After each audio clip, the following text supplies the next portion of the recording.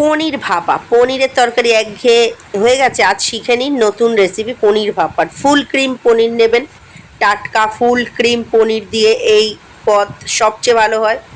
প্রথমে পনির টুকরো করে কেটে নিন, দেখতেই পাচ্ছেন এরকমভাবে আপনারা টুকরো করে নেবেন পনিরগুলিকে। তারপরে পনিরের স্বাদ মতো নুন হলুদ মাখিয়ে রেখে দিন। এবার সর্ষের পেস্ট তৈরির পালা।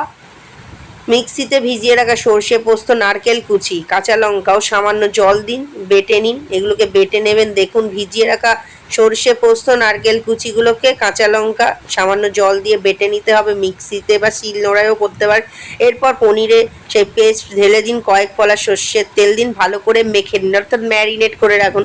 তারপর এরপরে একটি টিফিন কৌটায় সেটি ভরে ফেলেন। উপর থেকে 2-3টি কাঁচা লঙ্কা চেরা দিতে ভুলবেন না। এরপর টিফিন কৌটা ঢাকনা বন্ধ করে একটি কড়াইতে তলায় অল্প জল দিয়ে ভাপিয়ে নিন। ভাতের হাঁড়িতে 10 থেকে 15 মিনিট ভাপালেই আপনার পনির ভাপা তৈরি। গরম গরম ভাত দিয়ে